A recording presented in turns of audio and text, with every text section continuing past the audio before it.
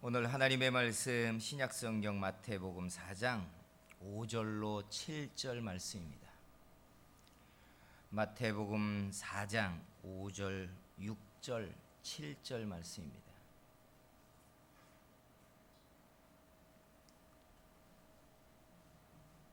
말씀 봉독해 드립니다. 이에 마귀가 예수를 거룩한 성으로 데려다가 성전 꼭대기에 세우고 이르되 네가 만일 하나님의 아들이거든 뛰어내리라. 기록되었으되 그가 너를 위하여 그의 사자들을 명하시리니 그들이 손으로 너를 받들어 발이 돌에 부딪히지 않게 하리로다 하였으니라. 예수께서 이르시되 또 기록되었으되 주 너의 하나님을 시험하지 말라 하였느니라 하시니. 아멘. 할렐루야. 명절 중에 하나님 앞에 예배하러 나오신 여러분들을 축복합니다. 끝까지 하나님이 여러분들의 가정과 손으로 하는 행사에 복을 주시고 좋은 일들이 많아지기를 축복합니다. 아멘. 이스라엘 사람들이 출애굽을 하고 1년 만에 가데스 바네아라는 곳에 도착합니다. 가나안이 이렇게 손에 잡힐 듯이 보이는 동네에 도착하자 희망이 막 부풀어 올랐어요. 이제 하나님이 우리에게 아브라함에게 약속하신 그 430년 전의 약속을 우리가 이제 얻는다 하는 기대가 일어나서 어떻게 가나안을 이제 우리가 얻을까 생각을 하다가 먼저 정탐꾼을 보내야겠다 라는 생각에 도달해서 12명의 정탐꾼을 뽑아서 40일 동안 가나안을 정탐하게 합니다. 40일이 지나서 정탐꾼이 돌아올 때 그들의 어깨에는 이스라엘 평야에서 딴 포도송이가 두 사람의 어깨에 걸려 있었는데 그 송이가 얼마나 탐스러운지, 이야 정말 저 땅이 기름진 땅이구나 하는 기대를 사람들에게 일으키게 만들었어요. 사람들을 모아놓고 정작 정탐 보고 대회가 벌어지자 분위기가 이상한 대로 흘러갑니다. 12명의 정탐꾼 대부분 10명의 사람들이 정탐하고 온 그 땅을 악평하기 시작한 것입니다. 우리가 그 땅에 가봤더니 정말 땅은 좋더라. 그런데 그 땅에 갔더니 성은 든든하고 그들의 병장기는 너무나 좋고 거기다가 우리의 기를 팍 죽이게 만든 것은 그들이 거인족의 땅이더라. 3m가 넘는 거인들이 수두룩하게 살고 있는 땅이더라. 그들의 눈에 보기에 우리는 메뚜기같이 적어 보였더라. 한마디로 결론을 내서 우리는 그 땅에 못 들어간다. 그 땅은 우리와 우리 자녀를 삼키는 땅이라고 보고를 해버립니다. 그랬더니 40일 전까지만 해도 기대가 가득 차올랐던 이스라엘 사람들이 기대가 깨어져 버려 집으로 돌아간 다음에 밤새도록 원망과 불평을 쏟아내놓기 시작합니다. 뭐 그럴만 하잖아요. 하나님이 복을 주신다고 해서 여기까지 왔는데 그 복을 정작 우리 눈앞에 딱 펼쳐보니까 사람들이 말하기를 야 이거 먹다가는 죽게 생겼다.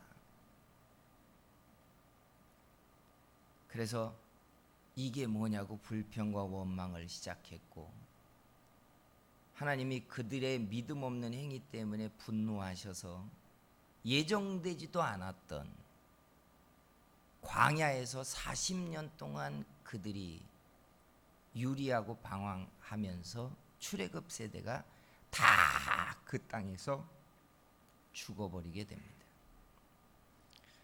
우리는 성경을 많이 공부하면서 연단이라는 게 믿음을 키우기 위하여 하나님이 정하신 대부분의 예정 코스다 이렇게 우리는 말합니다. 그러나 성경 어디에도 하나님이 출애굽하는 이스라엘 세대를 향하여서 말하기를 야 40년 동안 연단 받고 가자 가나안을 너희에게 줄 텐데 40년 동안 좀 훈련받고 내가 너희에게 줄게, 이렇게 말한 적이 없거든요. 그러니까 가데스 바네아에서 그들은 가나안 땅을 얻을 자격이 있는지 시험 받았던 겁니다. 그래서 목사가 정의를 했죠.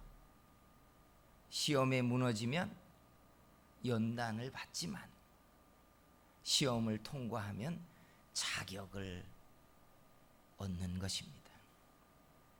우리라고 다르겠습니까? 하나님이 우리에게 응답하시려고 할 때, 복을 주시려고 할 때, 신분이 장착되려고 할 때 하나님은 우리의 믿음을 확인하려고 하십니다. 그때 우리가 무너지면 연단을 받는 거예요. 그때 우리는 믿음을 증명해서 자격을 얻어야 하는 것입니다. 성도 여러분, 여러분의 믿음이 시험 받을 때 자격을 얻는 기회를 만들어 가시기를 주의 이름으로 축복합니다. 예수님이 두 번째 시험을 받는 장면이 여기에 있었죠. 두 번째 시험이 뭔 줄 아십니까? 네가 만일 하나님의 아들이거든 성전 꼭대기에서 뛰어내리라. 그러면 말씀하신 대로 하나님의 사자들이 너를 지켜서 네가 하나님의 아들인 것을 증명할 것이다, 이 얘기예요. 얼핏 보면 여러분, 이게 도대체 무슨 시험인지 우리에게 그 핵심이 안 잡힐 수 있어요. 그런데 믿음의 본질이 뭔가를 여러분 풀어가면 마귀가 왜 이 시험을 했는가가 눈에 보이기 시작해요.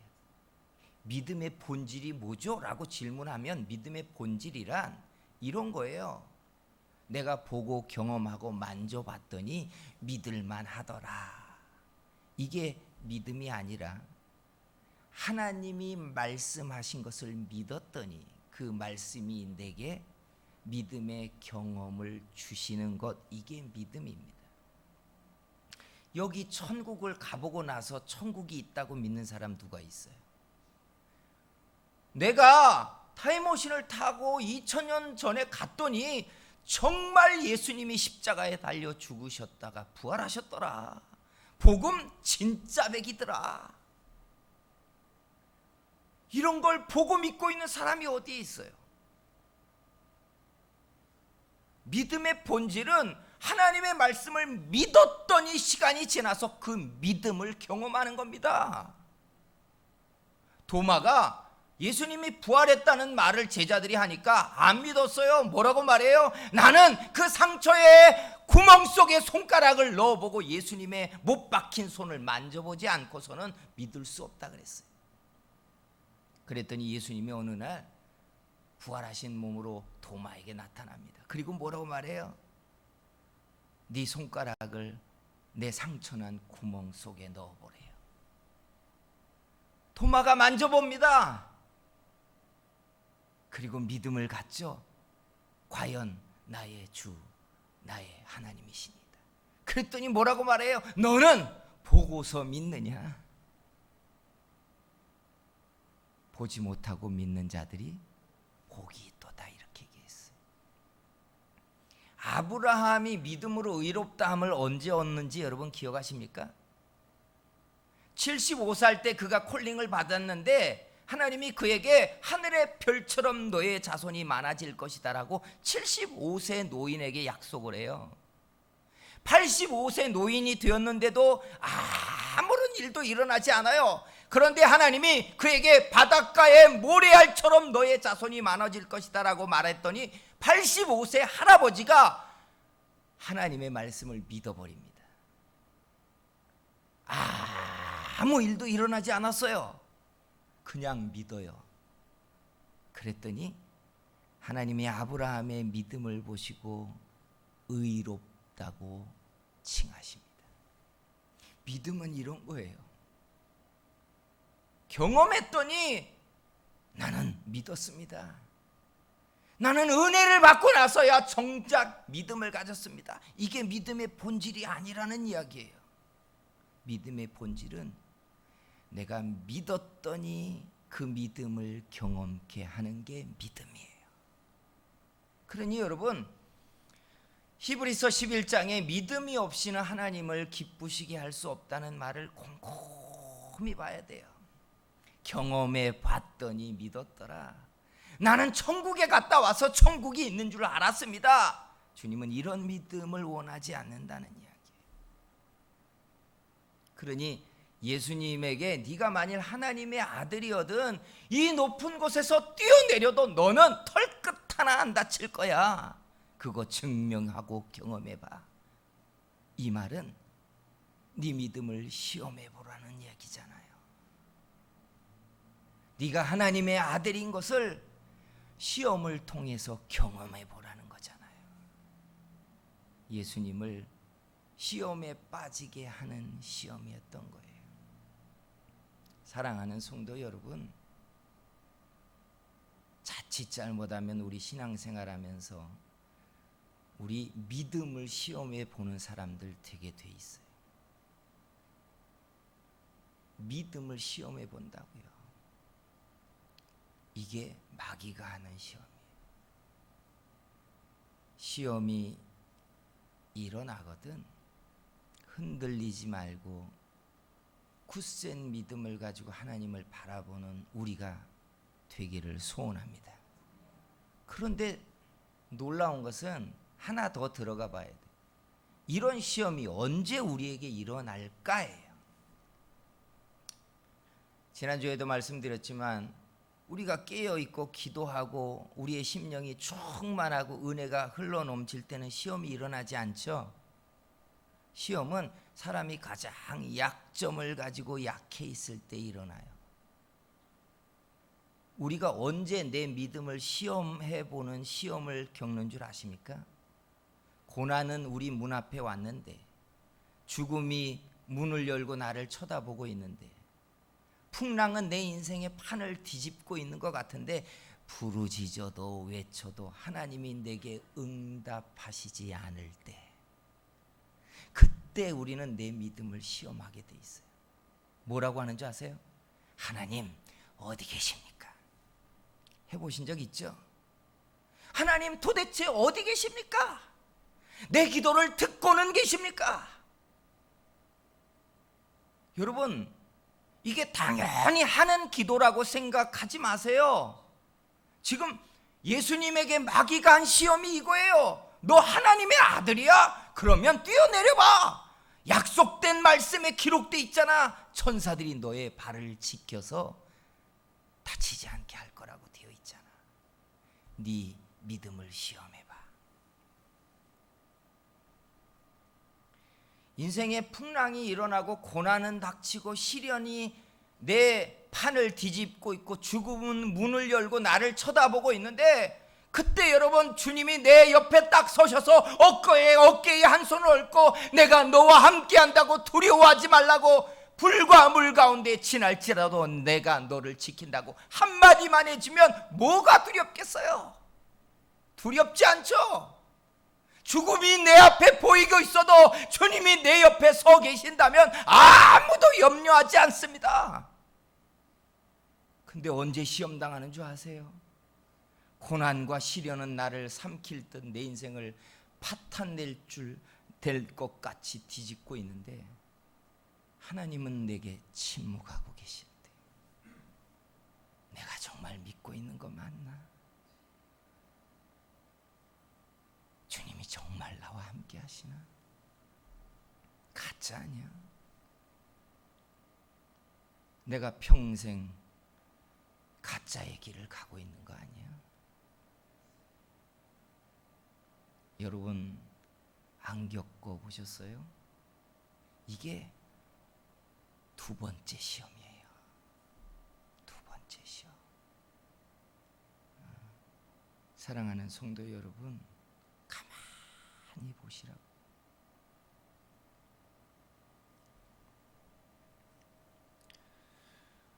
사무엘서를 지나서 열왕기서를 보면 사무엘서에 기록되어 있는 내용들이 좀 더 자세히 기록되어 있는데, 이스라엘의 초대 왕인 사울이라는 사람이 블레셋이 쳐들어와서 전쟁이 불가피하게 벌어진 상황이 딱 벌어졌습니다. 군대를 이끌고 블레셋을 상대하려고 딱 나갔는데 예상치 않은 전쟁이 벌어지다 보니까 백성들의 마음에 염려와 두려움이 가득했어요. 선지자를 청했어요. 그가 사무엘입니다. 사무엘이 있는 것만으로도 사람들은 하나님의 임재를 보는 것 같이 든든했어요. 선지자님 어서 오세요. 와서 제사를 드려주시고 우리를 위하여 기도해 주세요. 블레셋과 맞서 싸우는 힘이 생기게 해주세요. 그런데 사무엘이 온다는 날이 하루가 지나고 이틀이 지나고 사흘이 지나는데도 선지자는 안 옵니다. 백성들 가운데 두려움이 큰 사람들은 도망치기 시작했어요. 군대 숫자가 줄어가는 거예요. 그때 사울 왕이 뭘 하는 줄 아세요?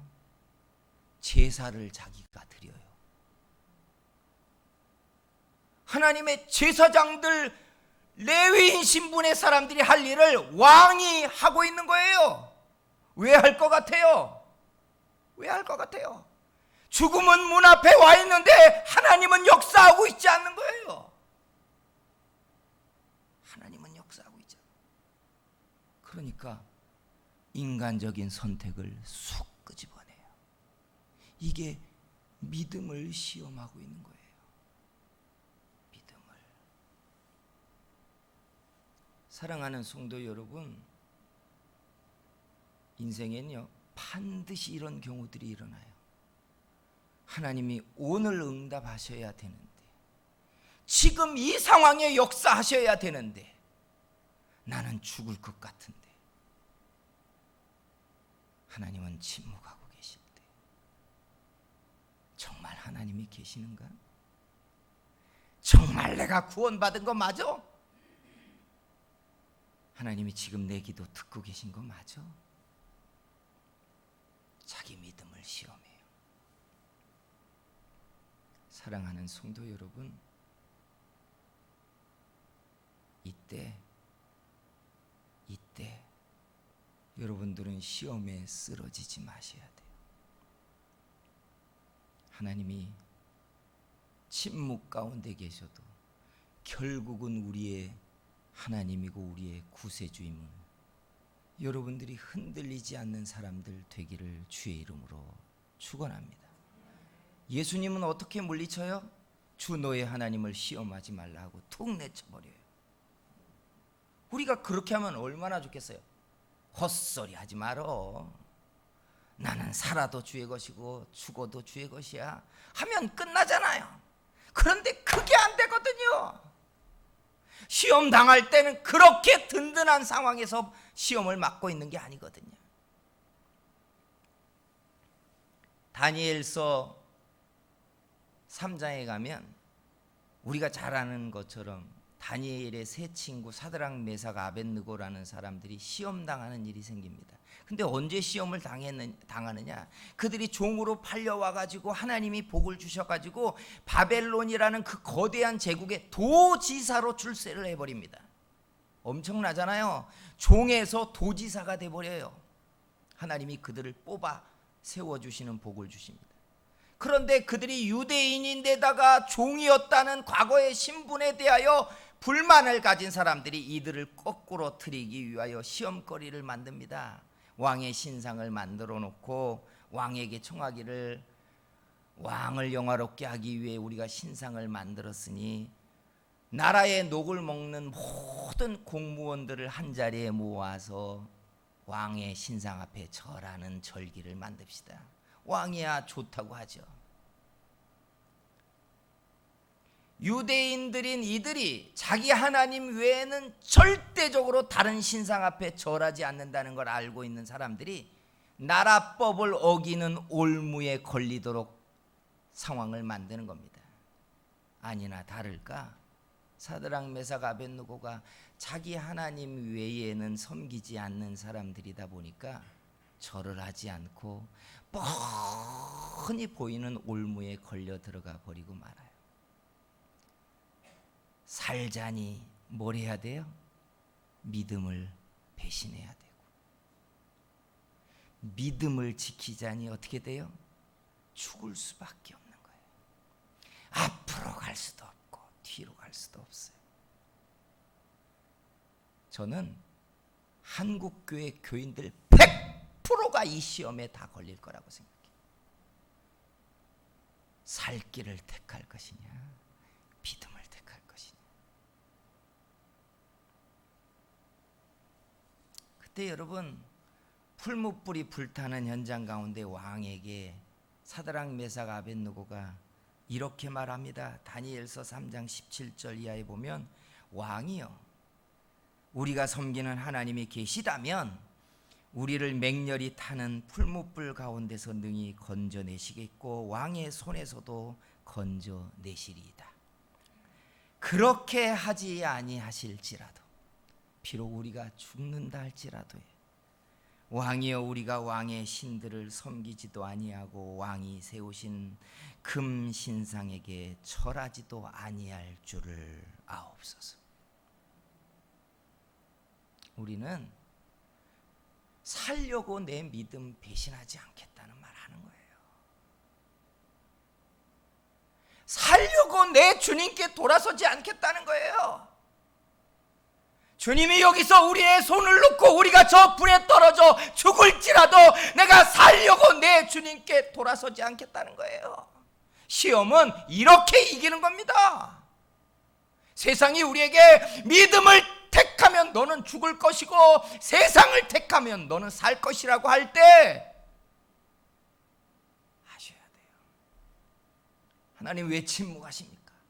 번개를 내리쳐 저놈들을 때려 박살을 내 내가 믿는 하나님인 것을 증명해 주십시오 라고 소리칠 때 주님이 침묵하시더라도 믿음을 지켜야 산다는 이야기.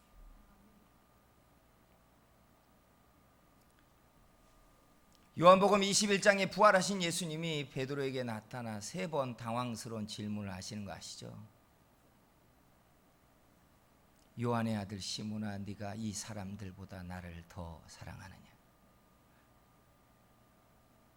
네, 주님 사랑해요. 요한의 아들 시몬아, 네가 나를 사랑하느냐?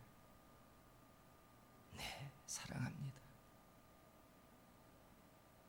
요한의 아들 시몬아, 네가 나를 사랑하니?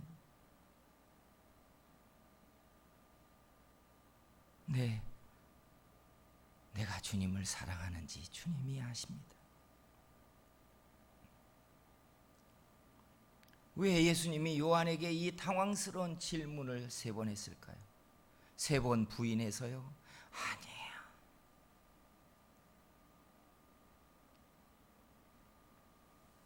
베드로가 주의 양무리를 치며 목양을 하며 주님을 따르는 길에 모든 사람들에게 버려질 것이고 사람들이 그를 핍박할 것이고 넓은 길, 형통한 길을 가는 게 아니라 죽음의 골짜기를 지날 것을 알기 때문에 너 그래도 나를 사랑하니? 이거 물으신 거예요.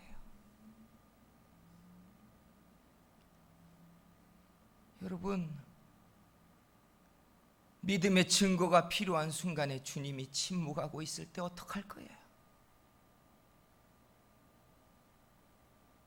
증거를 보여주시지 않으니 나는 돌아서 세상으로 갑니다 라고 가시겠냔 말이에요.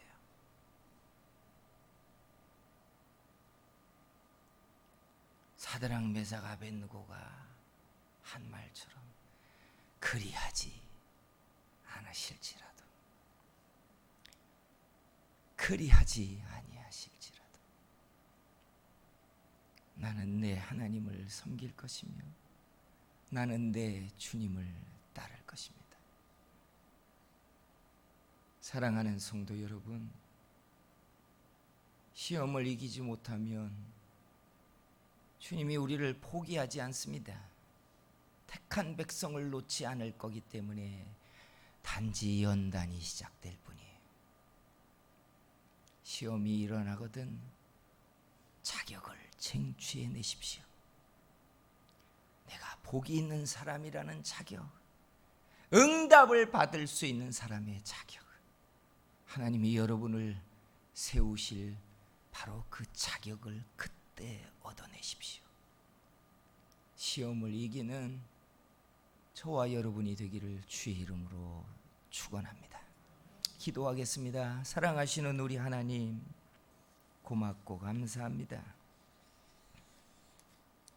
얼마나 수없이 자주 내 믿음을 우리도 시험해 보았는지요. 하나님이 내 기도를 듣고 계시는지, 이 풍랑 끝에서 뒤집어질 인생을 지켜달라고 얼마나 내 믿음을 마지막에 걸었는지 부끄럽고 부끄럽습니다. 시험을 이기지 못했고 연단을 당하고 깨어짐의 시간들을 다시 지내지만 주님, 우리 마음에 잊지 않고 새겨지는 것이 있게 해 주시옵소서. 그리하지 아니하실지라도 나는 주님을 믿을 것입니다. 내게 역사하시지 아니할지라도 내가 돌아서지 않을 것입니다. 주께서 내게 그 손을 펼쳐 가장 합당한 때에 나를 건지지